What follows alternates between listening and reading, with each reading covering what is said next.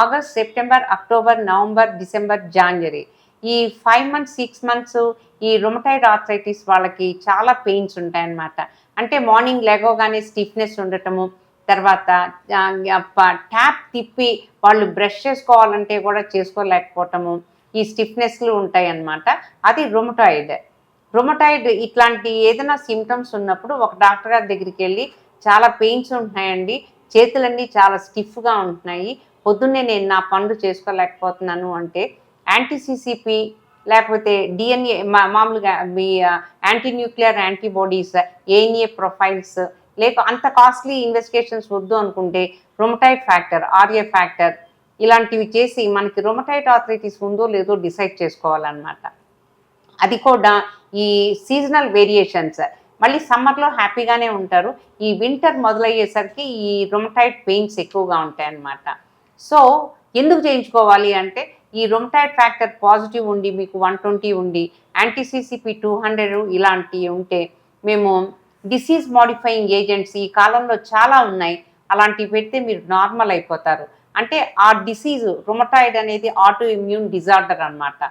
ఈ auto immune disorder మీ వేరే జాయింట్స్ని దేన్ని ఎఫెక్ట్ చేయకుండా మీకు లాంగివిటీ ఎక్కువ అవుతుంది, లైఫ్ అంటే మీ ఫంక్షనల్ యాక్టివిటీ బాగా ఇంప్రూవ్ అవుతుంది అనమాట. ఈ డెంగ్యూ కానీ వైరల్ ఫీవర్స్ ఏవైనా upper respiratory tract infections, lower respiratory tract infections, viral ఇన్ఫెక్షన్స్లో రియాక్టివ్ ఆర్థరాలజీ అనేది ఒకటి ఉంటుంది అనమాట. అంటే మోకాళ్ళు వాచిపోవటము, యాంకిల్ దగ్గర అంత స్వెల్లింగ్ రావటము, హ్యాండ్ స్వెల్లింగ్ రావటము, స్టిఫ్నెస్, బ్యాక్ ఏక్, షోల్డర్ పెయిన్, నెక్ పెయిన్ ఇవన్నీ ఉంటాయన్నమాట. 2 months అన్న మినిమం ఉంటాయన్నమాట. అలాంటివి కూడా రియాక్టివ్ ఆర్థరాలజియాస్ చాలా కామన్ ఆఫ్టర్ వైరల్ ఫీవర్స్ అనమాట. ఆస్టియోఆర్థరైటిస్ ఈ కండిషన్స్ ఎక్కువగా ప్రొఫైల్లో ఉండి పేషెంట్స్కి ఈ ఆర్థరైటిక్ ప్రొఫైల్ ఉంటే వాళ్ళకి డీజనరేటెడ్ స్పైన్ కూడా డీజనరేట్ అవుతుంది అనమాట. Spine, cervical spine, lumbar spine degenerate అయ్యి ఆ నర్వ్ వెళ్ళే రూట్ కెనాల్స్ దగ్గర కంప్రెషన్ వస్తుంది అనమాట.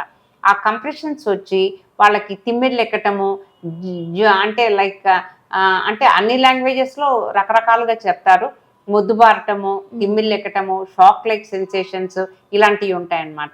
ఇది రాడిక్యులోపతీస్ అంటాం అనమాట.